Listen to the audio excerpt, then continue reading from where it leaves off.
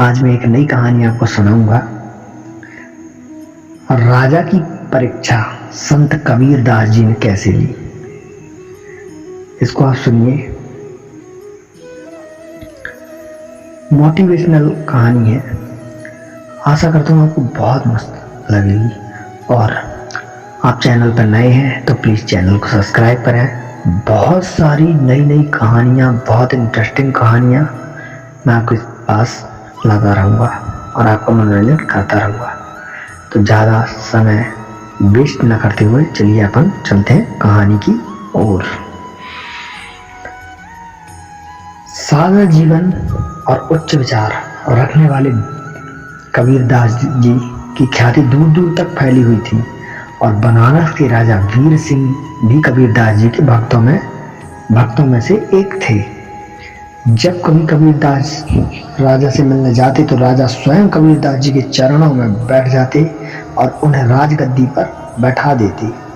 एक दिन कबीर दास ने सोचा कि वीर सिंह की परीक्षा ली जाए कि क्या वो सचमुच में इतने बड़े भक्त हैं जितना कि उनके व्यवहार में नजर आता है, या यह दिखावा मात्र है।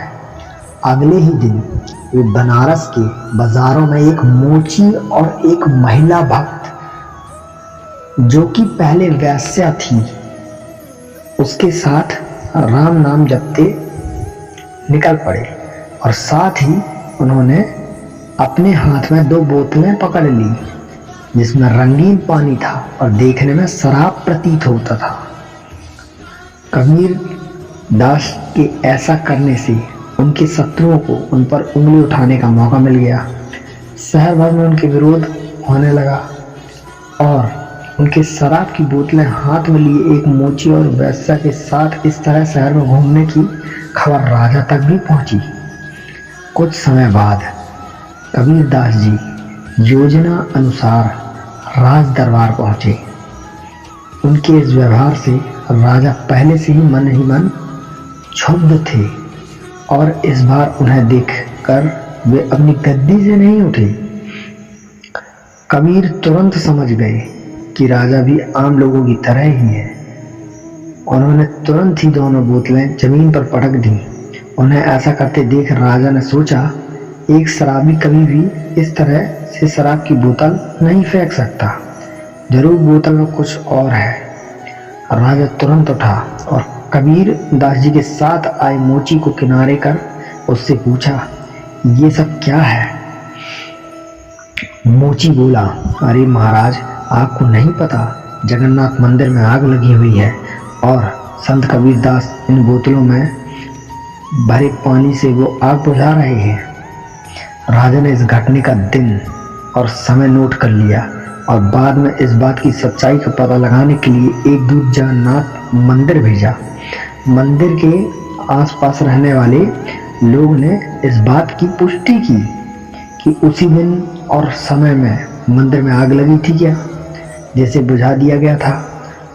जब राजा को इस सच्चाई का पता चला तो उन्हें अपने व्यवहार पर पछतावा हुआ और संत कबीर दास में उनका विश्वास और भी अटल हो गया। तो दोस्तों,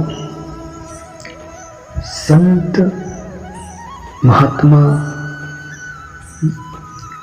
महात्माओं का देश है अपना देश। यहाँ पे कौन से संत कितने ही प्रतापी होंगे, कितना उनमें समर्थ होगा, वो बताते नहीं हैं, बिल्कुल भी नहीं बताते, लेकिन वह शांत रहते हैं। वो परीक्षा कभी भी ले जाए, समर्थ उनमें सब रहेगा। तो आप उन संतों को पहचानें और कभी भी किसी संत का अनादर मत करें। ना जाने किस भेष में ईश्वर आपको मिल जाए और कौन सी संत की कृपा हो जाए। ऐसी ही रोचक कहानियाँ मैं लाता रहूँगा दोस्तों। आपको अगर ऐसी कहानी सुनना पसंद आ रहा है तो प्लीज़ इस चैनल को, लाइब्रेरी ऑफ स्टोरी को सब्सक्राइब करें और बेल आइकन को भी प्रेस करें, ऑल के बटन पर क्लिक करें ताकि आने वाली वीडियो की नोटिफिकेशन आप लोगों को मिलती रहे। धन्यवाद।